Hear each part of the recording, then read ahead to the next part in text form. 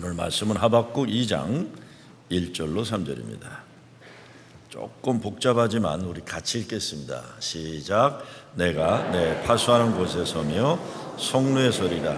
그가 내게 무엇이라 말씀하실는지 기다리고 바라보며 나의 질문에 대하여 어떻게 대답하실는지 보리라 했더니 여호와께서 내게 대답하여 이르시되 너는 이 묵시를 기록하여 판에 명박히 새기되 달려가면서도 읽을 수 있게 하라. 이 묵시는 정한 때가 있나니 그 종말이 속히 이르겠고 결코 거짓되지 아니하리라. 비록 더딜지라도 기다리라. 지체되지 않고 반드시 응하리라. 아멘. 어느 대학 캠퍼스 교정의 자유 게시판에 큰 글씨로 누가 이렇게 낙서를 했다고 합니다. Jesus is the answer. 예수가 답이다. 그때 다음날 누군가 밑에다 이렇게 글을 달았다고 합니다. What's the question? 그랬어요. 뭐가 질문인데? 근데 그 다음날 그 밑에 댓글이 이렇게 적혀 있습니다. Life is the question. 인생 자체가 질문이다. 우리가 살아가는 인생 속에 참 많은 질문이 담겨져 있습니다. 오늘 성경 말씀에 보면 하박국 선지자가 하나님께 질문을 던지는 것이 나와요. 그가 내게 무엇이라 말씀하실는지 기다리고 바라보며 나에게 어떻게, 나의 질문에 대하여 어떻게 대답하실는지 보리라. 무슨 말입니까? 하박국 1장 전체가 질문이에요. 질문 던지는데 하나님이 답을 주실지 보겠다는 겁니다. 세상 돌아가는 꼴을 보니까 악인들이 잘 되고 의인들이 어려움을 당하는데 어찌 이러시느냐, 이런 질문입니다. 세상이 이렇게 엉망으로 돌아가는데 하나님 어떻게 가만히 계시냐, 이런 질문이에요. 하나님 말씀에 순종하고 믿음 잘 열심히 살아가는 사람들 죽으라고 고생하는데 못된 인간들은 못된 짓 하면서도 잘 사는 것 같고 돈 잘 버는 것 같은데 하나님 어떻게 가만 놔두시냐, 이렇게 기가 막힌 인생에 대한 질문을 던지는 게 1장의 이야기입니다.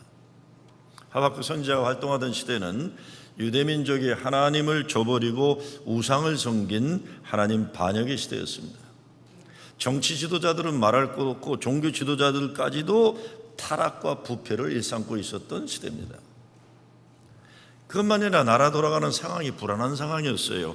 정치적으로 의지했던 애굽은, 에집트는 국운이 기울었고 신흥제국 바벨론은 강대국 아수르를 멸망시키고 강력한 세력으로 등장하면서 호시탐탐 유대 나라를 넘보고 있는 겁니다. 소문이 들려오는데 바벨론이 군대를 이끌고 대군을 이끌고 유대 땅을 침략하러 올 것이라는 소문이 들려요.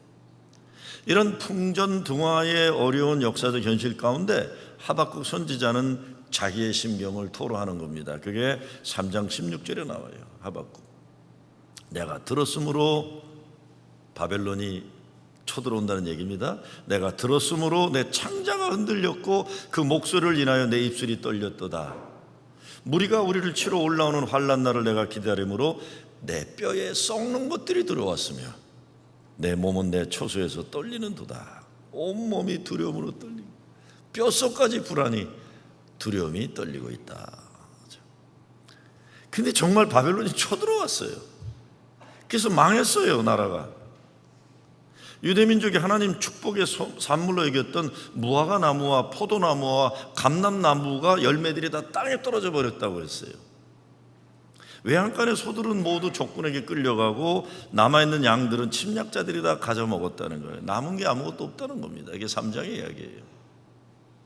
이런 기막힌 상황에서 1장은 질문을 던지는 것이고 2장은 하나님의 답을 듣는 것이고 3장은 하나님의 말씀을 듣고 난 다음에 감사함으로 드리는 믿음의 결단이 이제 17절부터 3장에 나오는 겁니다. 그래서 하박국 3장 17절 18절에 이렇게 되어 있어요. 비록 무화과 나무가 무성치 못하며 포도나무에 열매가 없으며 감람나무에 소출이 없으며 밭에 식물이 없으며 우리의 양이 없으며 외양간에 소가 없을지라도 나는 여호와를 인하여 즐거워하며 나의 구원자 하나님을 인하여 기뻐하리로다. 다 없어졌지만 하나님이 내게 말씀 주셨기 때문에 여호와를 인하여 즐거워하며 나의 구원의 하나님을 인하여 기뻐하리로다. 그런데 1장 질문과 3장 감사의 기도의 고백이 있는 그 연결점이 오늘 말씀이에요. 2장에 그게 뭡니까? 기다림이에요. 기다림.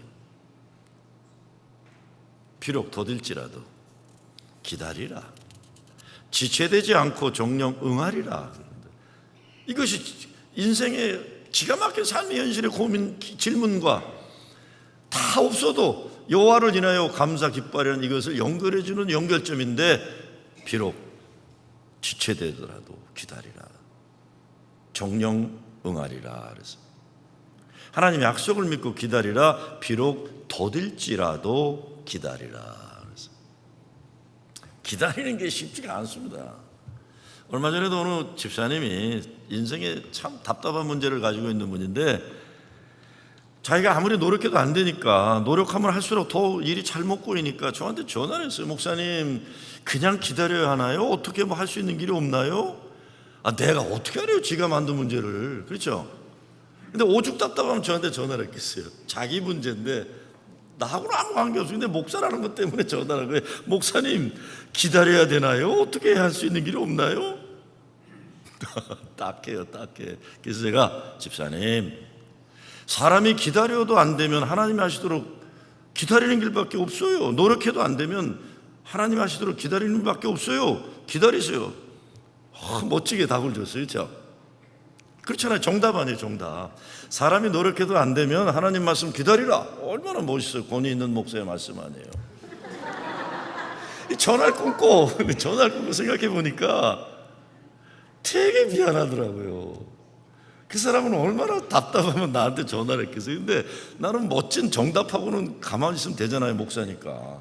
원래 목사는 그냥 가만히 있는 거거든요. 그렇죠? 내가 뭘 어떻게 하겠어요. 되게 미안하더라고요. 근데 야, 이게 다냐? 이게 다냐? 멋있는 정답 주면 끝나는 거예요? 그래서 어떻게 해요? 민망하지만 그냥 무릎도 안 꿇고 그냥 앉아서, 하나님, 그 사람이 얼마나 답답하면 나한테 전화를 했을 텐데 내가 줄 수 있는 답은 그것밖에 없었습니다. 하나님, 좀 어떻게 해주세요. 그래야 나도 살고 그 사람도 살 것 같은데 좀 어떻게 해주세요. 그랬어요. 하나님이 일하시도록 기다리라고 말은 했는데 하나님이 그 집안 문제 해결해 주지 않으면 저도 곤란해질 것 같은데 해주세요. 기다리는 게 얼마나 힘들어요. 기다리라고 말씀한 바로 다음 구절이 4절 끝부분에 보면 근데 이렇게 되어 있어요. 이게 이제 말씀의 묘미예요. 더디더라도 기다리라 해놓고는 3절에서 4절에서 오늘 뭐라고 합니까? 의인은 그 믿음으로 말미암아 살리라. 여러분 많이 들어본 얘기 아니에요? 이게 그 말씀이에요. 이게 그 말씀이에요. 야, 기다려. 근데 그렇게 끝나면 이거 맥락해지니까 4절에서 오직 의인은 믿음으로 말미암아 살리라. 믿음으로 말미암아 살리라. 자연의 계절에도 봄, 여름, 가을, 겨울이 있듯이 우리들의 인생에도 계절이 있습니다. 그 계절 중에 겨울이 참 힘들잖아요. 어려움 당하고 시험 빠짐에 들고 우리들이 계획하고 뜻한 걸 이루어줘야 되는데, 가을이 되었으면 열매와 결실을 맺어야 정상인데 가을이 지나도 열매도 없고 결실도 없는데 괴로운 겨울이 있어요. 우리에게 기도도 열심히 하고 신앙생활 특별한 잘못한 것도 없이 애를 썼는데 어려움 당하고 고난을 당할 때가 있어요. 우리에게 닥쳐오는 신앙의 겨울 어떻게 견뎌야 됩니까? 하박국 선지자가 들은 하나님의 말씀은 비록 더딜지라도 기다리라. 지체되지 않고 정령 응하리라. 이 묵시는 정한 때가 있나니 그 종말이 속히 이르겠고 결코 거짓되지 아니하리라. 비록 더딜지라도 기다리라. 지체되지 않고 정령 응하리라. 때로 우리들이 원하는 내용과 시간에 맞춰서 이루어지지 않을 때가 참 많아요. 하나님이 뜻이 있어서 그러신다는 것입니다. 신앙생활에도 겨울이 찾아오잖아요. 우리 인생에 닥쳐오는 겨울을 통해 우리 자신들의 능력에 대한 자신감이나 자존심이 다 죽어버리게 돼요. 그런데 그리함으로 온전히 하나님께 의존하지 않으면 안 되는 존재로 만드시는 거예요. 저는 요즘 참 재미나요. 왜냐하면 젊은 목사들이 어려움을 겪는 걸 보고 참 재미나요. 어제도 답답하고 어려운 문제 있는 목사가 목사님 어디 계세요? 그래서 내가 어디 있는 게 무슨 상관이냐 그러고 싶은데 어디 계세요? 아무 말 안 했더니 그냥 사무실로 왔더라고요. 사무실로 왔어요. 목사님 저 어떻게 해요? 그냥 고생해라.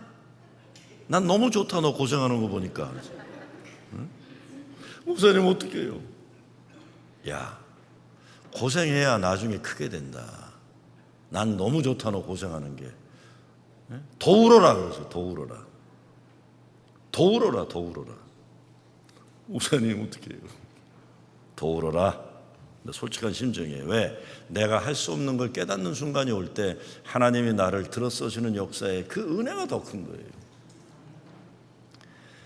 아이고, 지난주에도 이메일을 하나 받았어요. 목사님, 전화를 드리려 했는데 전화 드리면 그냥 엉엉 울 것 같아서 이메일을 드립니다. 목사님, 저 드디어 이번 주 펜실바니아 연회에서 정회원이 되었습니다. 기세가 야 수고했다. 사고 치지 말고 잘해라. 그리고 이메일 보냈어요.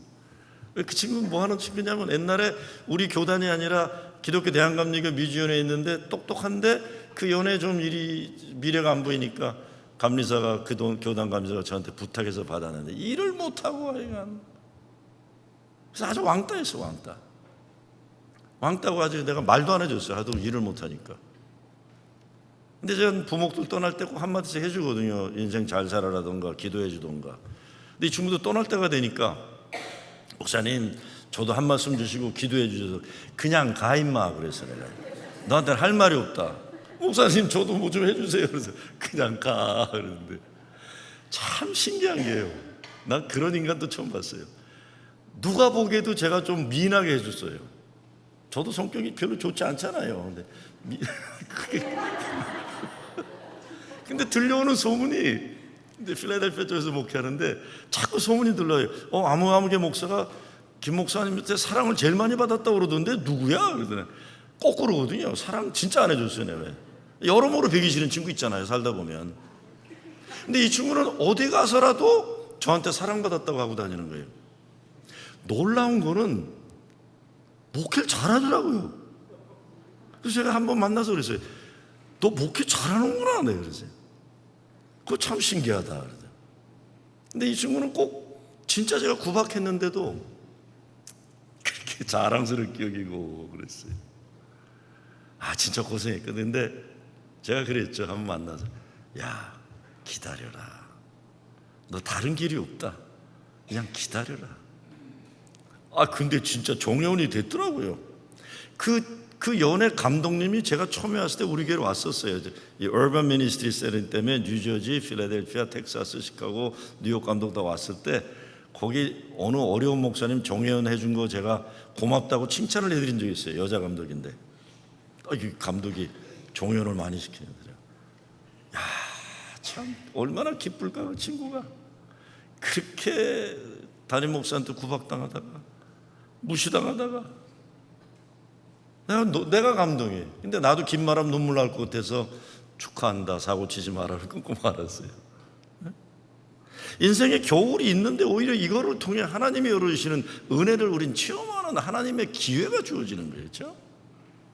하나님이 우리 인생 한복판에 싸늘한 겨울바람을 몰아치게 하시는 잔인한 겨울의 현실이 있어도 우리는 하나님을 의지하고 신뢰하면서 하나님이 뜻하시는 바가 무엇일까 믿음으로 기다릴 수밖에 없는 겁니다. 여러분 인생의 계절은 지금 어디에 있습니까? 그런데 우리의 인생의 현실보다 더 엄연한 것이 있다면 하나님의 역사하심이에요. 사도 바울은 그래서 보이는 것은 잠깐이요 보이지 않는 것은 영원함이니라 그랬어요. 삶의 현실이 엄연하지만 더 엄연한 건 하나님의 역사하심이에요. 보이지 않지만 만져지지 않지만.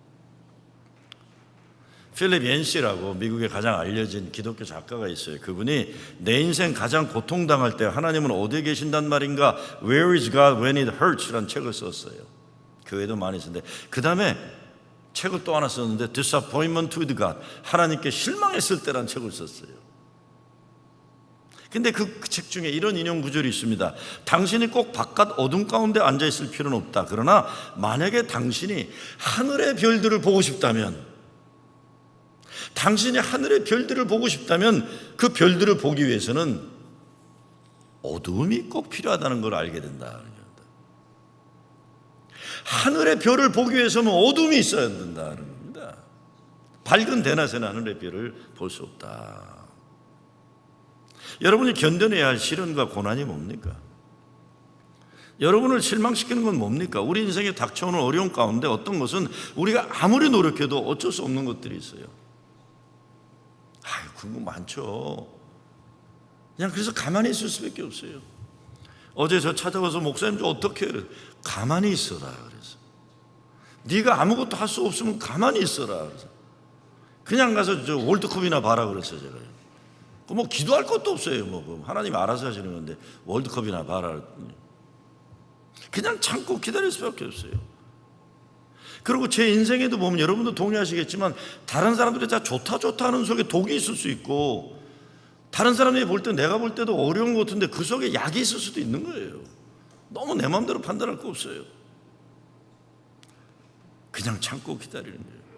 겨울에 나무들은 겨울을 준비하면 잎사귀를 다 떨궈뜨려요. 겨울에 나무들이 열매 맺으려고 몸부림치지 않습니다. 가을에 열매 못 맺었으니까 겨울이라도 열매 맺으리라 막 싹 피우고 안 그래요. 겨울은 죽어요. 죽는 연습하는 거예요. 죽으면서 위에 있던 에너지가 밑으로 내려가서 봄을 기다려서 생명이 오는 거 아닙니까? 겨울에 몸부림치면서 열매 맺으려고 하면 나무 자체가 죽는 거예요. 자녀 교육도 그렇잖아요. 기다림이, 아는 아이들, 소위 인스턴트 그래티피케이션, 내가 원하는 거 막 지금 안 되면 뒤로 벌떡벌떡 자빠지는 애들 크면서 인간관계 잘 못하고 행복지수가 낮아요. 그렇죠? 어른들도 벌떡벌떡 자빠지는 어른들 있잖아요. 우리 부모들한테 자빠지는 어른들 냅두라고 그래요. 냅두라고. 그거 못 고친다. 지 부모가 못 고친 걸 내가 못 고치냐 그래요. 그렇죠? 근데 어린애들 중에도 딜레이드 그래티피케이션, 애들 중에도 보면 기다릴 줄 아는 아이들이 있어요. 이런 애들 인간관계 잘하고 커서도 행복지수가 높아요.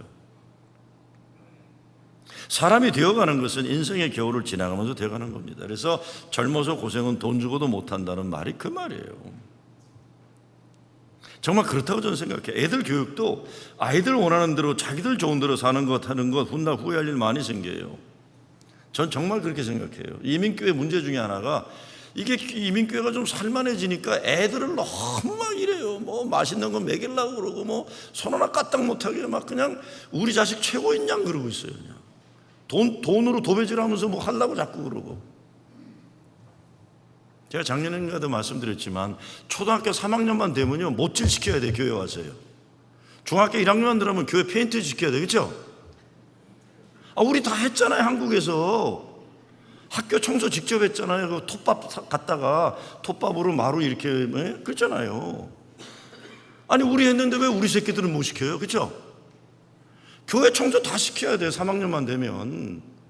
고등학생들 되면 진짜 이제 마주 막 뭐 노력봉사 시켜야 돼요. 그냥 대굴대굴 굴려야죠. 그거 왜 자꾸 사주고 이러려고 그래 애들을.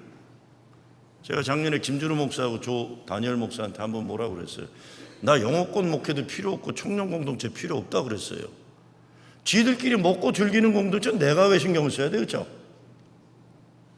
아니 그렇잖아요. 젊은 것들 그렇지 않아도 신나는데 왜 늙은 내가 걔들을 위해 살아야 돼? 그렇죠?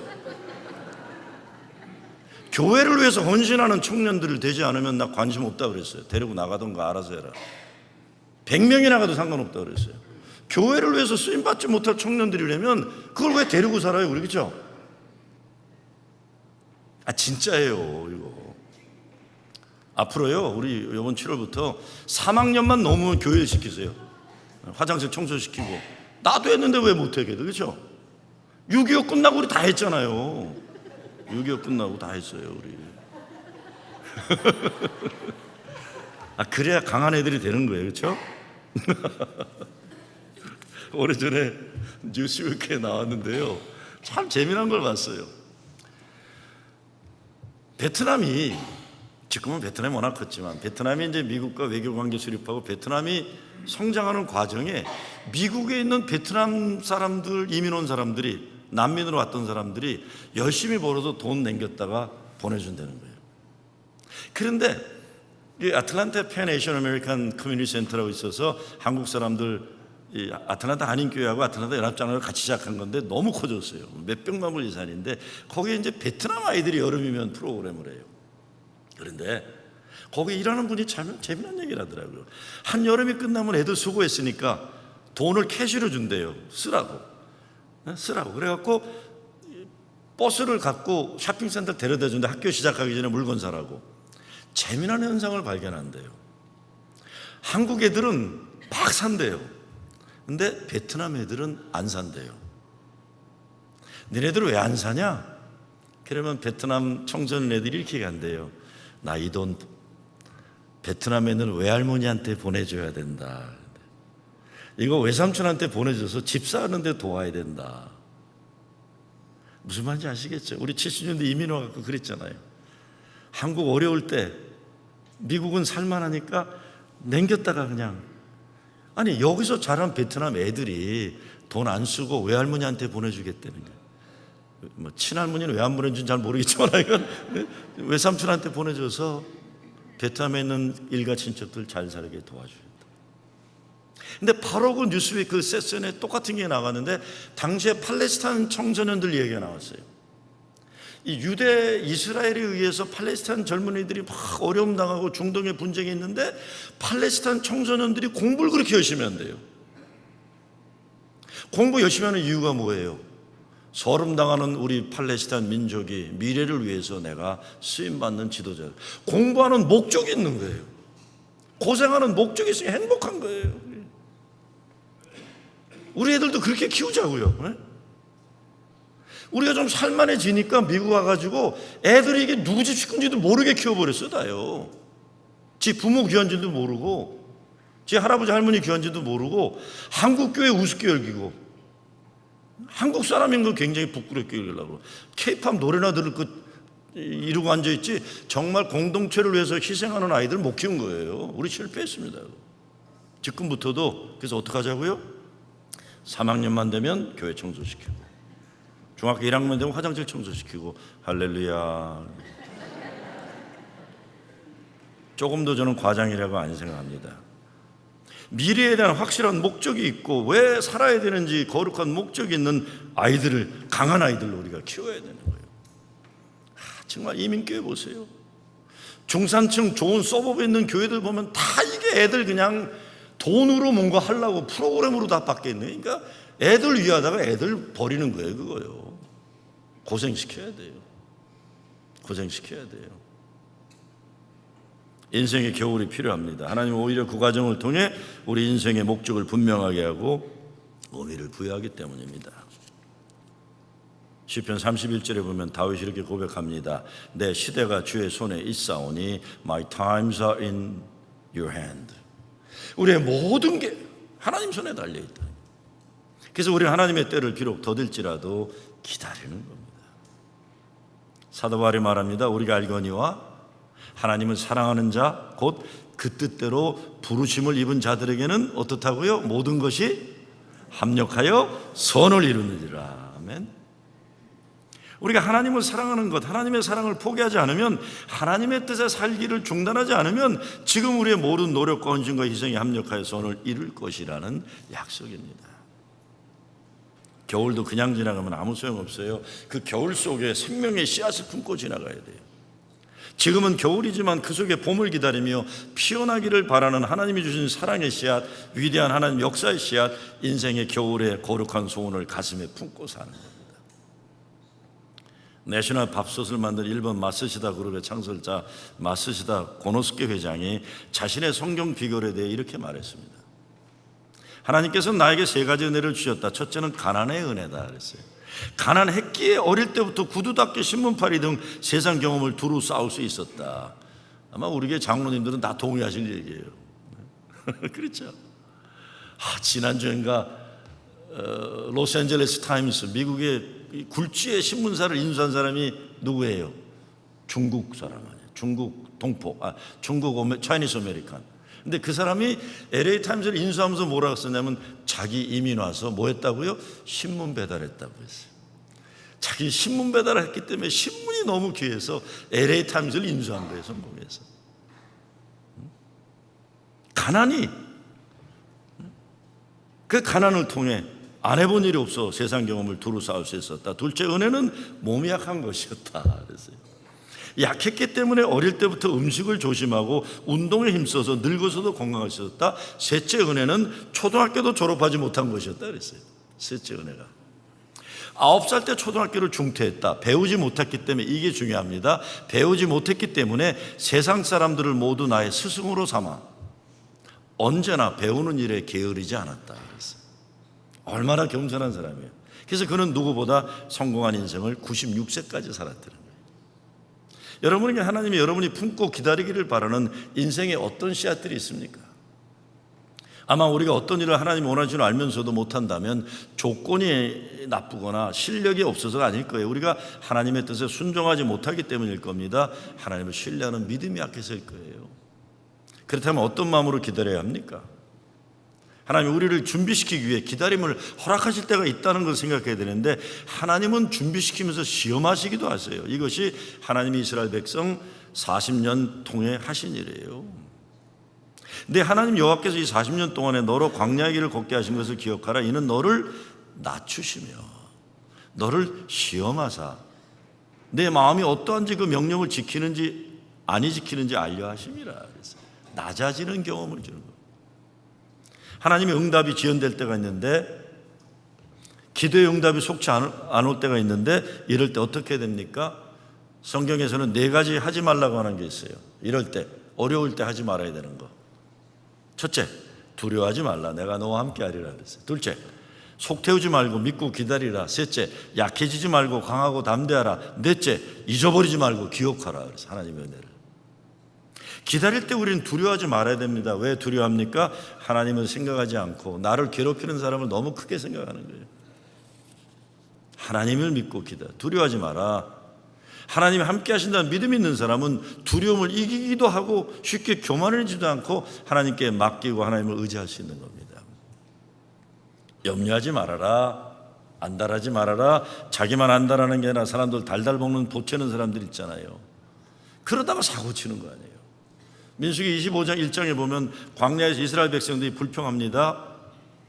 백성이 하나님과 모세를 향하여 원망하되 어찌하여 우리를 애굽에서 인도하여 올려서 이 광야에서 죽게 하는고, 이곳에는 식물도 없고 물도 없도다. 우리 마음이 박한 식물을 싫어하노라. 하나님 약속 믿고 광야 길을 가야 되는데 모세에게만 불평해 하나님을 불평하다가 2달이면 걸릴 길을 40년을 걸어가는 겁니다. 잠언 19장에도 지식 없는 소원은 선치 못하고 발이 급한 사람은 그릇하느니라고 그랬어요. 주여 주여 아무리 외쳐도 하나님의 뜻이 뭔지 지식 없으면 소용없는 거고, 하나님 성령보다 앞서서 급한 사람은 그르친다는 거예요. 사람이 미련함으로 자기 길을 굽게 하고 마음으로 여호와를 원망하니라. 하나님의 뜻에 순종하고 그래서 감사할 수 있고 넉넉할 수 있는 마음이죠. 믿음의 조상 아브라함도 기다리지 못했다 사고 치잖아요. 사라를 통해 아들을 주겠다는데 못 기다리니까 괜히 난리치다가 사라의 몸종 하갈 사이에서 이스마엘을 낳아가지고 그 민족이 평생 형제간에 왼수를 만드는 사고를 저지게 된 거예요. 기다릴 줄 몰랐던 거예요.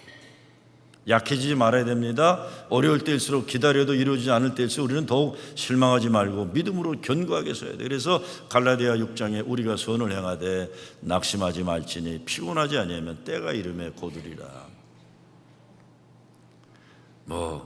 교만하다고 여러분들 말씀하시면 할 말이 없지만, 저는 요즘에 그래도 내가 살아온 인생에 열매들이 있는 걸 보면서 얼마나 감사한지 몰라요. 그래도 여러분이 볼 때 제가 40살 젊은 목사처럼 보일지 모르지만 제가 그래도 6학년을 넘어섰잖아요. 그러다 보니까 무슨 일이 있냐면, 하여간 그 40대, 50대, 30대 젊은 목사들이, 또 옛날 교인들이 기쁜 일이 있고 어려움이 있기만 하면 목사님 감사합니다. 저도 좀 재미나요. 그래갖고 그렇다고 뭐 넥타이가 들어오는 것도 아니고 뭐 초콜릿이 들어오는 건 아니지만, 야 네가 이렇게 됐니? 이 파송 시즌 바뀔 때마다 그냥 들려가면서 목사님 기도해 주세요. 그게 재미나더라고요. 재미나더라고요. 감사한 거죠. 우리가 선을 행하되 낙심하지 말지니 피곤하지 아니하면 때가 이름에 거두리라. 예수님은 누가복음 18장에서도 항상 기도하고 낭망치 말아야 할 것을 저희에게 비유로 하셨어요. 시편에도 우리 입술에서 낙심을 제거하라고 합니다. 자꾸 입술에 낙심, 불평을 담아주고 제거시켜라. 감사와 기쁨을 찬양의 노래를 불려라. 잊어버리지 말고. 아까 우리 2부 성가대 시편 40편 노래 불렀잖아요. 여호와를 앙망하는 자 세임을 얻으리니 독수리의 날개치며 올라간 같을 것이다. 다른 박제라 해도 피곤하지 아니하겠고 걸어가도 피곤치 아니하리라. 마지막 잃어버리지 말고 하나님의 은혜를 기억하라. 하나님이 우리를 어떻게 지난날 도우셨는지 기억하지 못하면 우리는 광야의 인생길에서 약속의 땅으로 갈 수가 없어요. 기억해야 돼요. 기억해야 돼요. 난 무슨 연건지 모르겠어요. 어제부터 눈만 감으면 아버지 얼굴이 떠올라요. 이게 무슨 사인인가? 아무 의미 없는 일이 일어나요. 어제부터 눈만 감으면 우리 아버지 얼굴이 떠올라요. 50년 전에 돌아가셨거든요. 신기해. 왜 그럴까? 근데 웃고 계세요. 이렇게. 나 칭찬하는 걸까? 잊지 말라는 거야. 잊어버리지 말아라. 하나님의 은혜를 기억하라. 하나님이 우리에게 주신 그 거룩한 목적, 꿈, 비전 잊지 말아라. 하나님 우리를 얼마나 사랑하셨는지 그 은혜를 기억해야 된다. 하나님은 능력의 하나님을 기억하는 거예요. 이스라엘 백성이 광야에서 가졌던 가장 큰 문제 중 하나는 하나님의 역사를 쉽게 망각한 거예요. 우리가 살면서 약해지고 두려워질 때 하나님 사랑과 은혜를 망각해서 그러는 거예요. 난 지금도 한번 이번 주 좀 생각해 볼래요. 왜 우리 아버님이 20명도 안 되는 교회에서 웃으면서 설교하던 사진이 있는데 그게 자꾸 떠올라요. 20명도 안 되는 교회 월급도 못 받는 목회하면서 설교하셨는데 천하의 가장 행복한 모습에 웃는 모습이 있어요. 그 사진이 있거든요. 그게 자꾸 눈만 감으면 떠올라. 좋은 거죠, 원사님 이거. 네. 좋은 것 같아요. 시편 106편에도 저희가 미국의 그 행사를 잊어버리며 그 가르침을 기다리지 아니하고 그렇지요. 기다려야 돼. 하박국 선지와 같은 상황은 아니지만 우리가 살고 있는 세상에 얼마나 많은 질문이 있습니까? 어떤 때는 질문 때문에 우리가 짓눌려 가지고 미래에 대한 소망을 잊어버릴 때가 많아요. 삶의 현실이 어려우니까. 이 시대의 역설적인 모순이란 글을 쓴 밥 모헤드란 분이 한 분 있어요. 그분이 쓴 글인데 우리들의 질문을 한번 생각하면서 들어주시기 바랍니다. 우리 시대의 역설적인 모순이란 건물들은 높아졌지만 인격은 더 작아졌다는 거다. 고속도로는 넓어졌지만 시야는 더 좁아졌다. 소비는 많아졌지만 더 가난해지고 더 많은 물건을 사지만 기쁨은 줄어들었다. 집은 커졌지만 가족은 적어졌고 더 편리해졌지만 시간은 더 없다. 학력은 높아졌지만 상식은 부족하고 지식은 많아졌지만 판단력은 모자른다. 전문가들은 늘어났지만 문제는 더 많아졌고 약은 많아졌지만 건강은 더 나빠졌다. 너무 분별 없이 소비하고 너무 적게 웃고 너무 빨리 운전하고 너무 성급히 화를 낸다. 너무 많이 마시고 너무 많이 피우며 너무 늦게까지 깨어있고 너무 지쳐서 일어나면 너무 적게 책을 읽고 텔레비전은 너무 많이 본다. 그리고 너무 드물게 기도한다.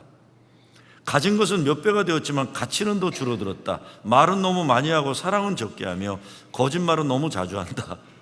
생활비를 버는 법은 배웠지만 어떻게 살 것인가는 잊어버렸고 인생을 사는 시간은 늘어났지만 시간 속에 삶의 의미를 넣는 법은 상실했다. 달에 갔다 왔지만 길을 건너가 이웃을 만나는 길은 더 힘들어졌다. 외계를 정복했는지 모르지만 우리 안의 세계는 잃어버렸다. 공기는 정화한다고 하지만 영혼은 더 오염됐고 핵 원자는 쪼개지만 인종차별은 없애지 못한다. 자유는 더 늘었지만 열정은 줄어들었다. 키는 커졌지만 인품은 왜소해지고 이익은 더 많이 추구하지만 관계는 더 나빠졌다. 세계 평화를 더 많이 얘기하지만 전쟁은 더 많아지고 여가 시간은 늘어났어도 마음의 평화는 줄어들었다. 더 빨라진 고속철도, 더 편리한 일회용 기저귀, 더 많은 광고 전단, 그리고 더 줄어든 양심, 쾌락을 느끼게 하는 더 많은 약들, 그리고 더 느끼기 어려워진 행복. 그래서 이 시대의 질문이에요. 이 시대의 질문인데 이 질문의 답은, 영원한 정답은 Jesus is the answer. 예수가 답이다. 암담한 역사적 민족의 현실 가운데 하박국은 하나님이 기다릴 말씀대로 순종했고 결국 감사의 노래를 부를 수가 있었어요. 여러분, 필요하다면 더 기다립시다 우리. 그래서 하박국 선지자가 내린 결론처럼 다 없어져도 나는 여호와를 인하여 즐거워하며 나의 구원의 하나님을 인하여 기뻐하리로다. 이거면 되는 거 아니에요. 이거면 더욱 기다림 가운데 하나님이 이루어 주시는 최고 최선의 은혜와 축복을 누린 여러분 되시길 주의 이름으로 축원합니다.